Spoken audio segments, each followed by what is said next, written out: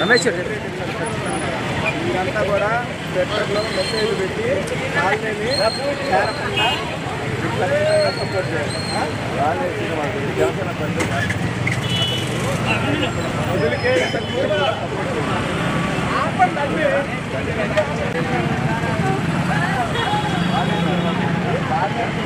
మళ్ళీ వస్తున్నాడు.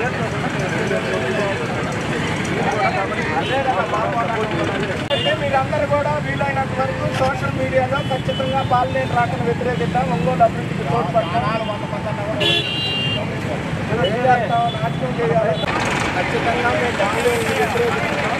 మీరు కూడా ఖచ్చితంగా దానికి సపోర్ట్ చేయాలి.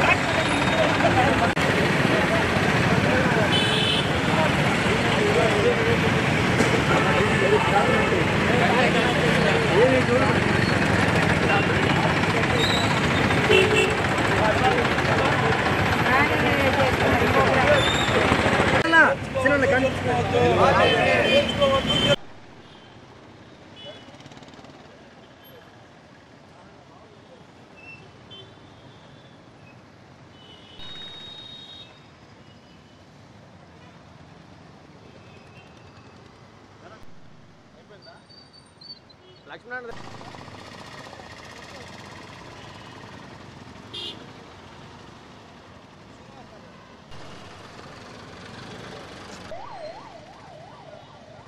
నా పేరు ముత్తన శ్రీనివాసులు, ప్రకాశం జిల్లా తెలుగు యువత అధ్యక్షుడిని.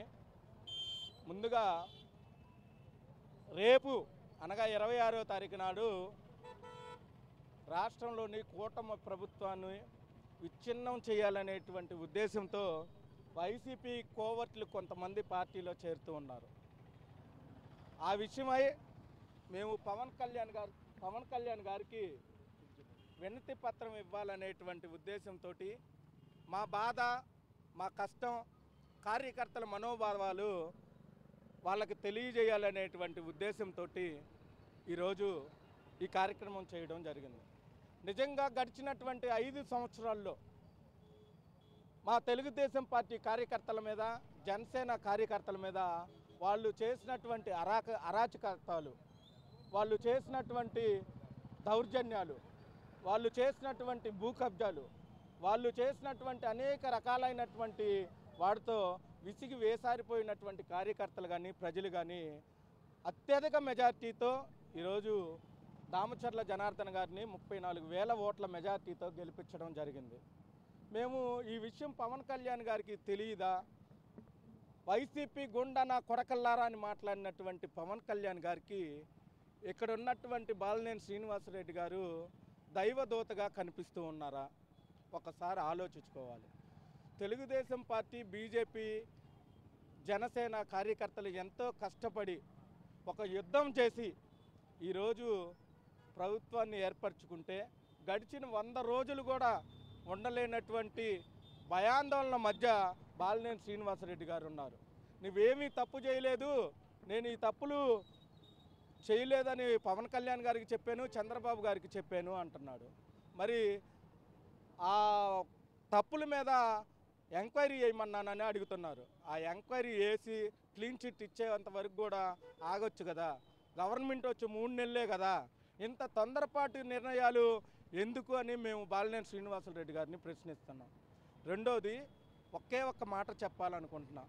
జనసేన పవన్ కళ్యాణ్ గారు చాలా నిస్వార్థమైనటువంటి రాజకీయాలను తీసుకొస్తాను, కల్మషం లేనటువంటి నాయకుల్ని జనసేన పార్టీలోకి తీసుకుంటాను, ఎటువంటి తప్పులు చేసే వాళ్ళని కూడా నేను పార్టీలోకి రానివ్వను అని చెప్పినటువంటి పవన్ కళ్యాణ్ గారు 20 సంవత్సరాల రేషన్ బియ్యం కోసం కాదు నా పోరాటం, 20 కేజీల రేషన్ బియ్యం కోసం కాదు నా పోరాటం, 20 సంవత్సరాల యువత భవిష్యత్తు కోసం నేను పోరాడుతూ ఉన్నానని చెప్పి నినాదం ఇచ్చినటువంటి వారి మాటలు ఈరోజు తెలుగుదేశం పార్టీలో కానీ జనసేనలో కానీ చాలా గౌరవంగా ఆయనకి డిప్యూటీ సీఎం ఇచ్చి గౌరవిస్తున్నటువంటి విధానం.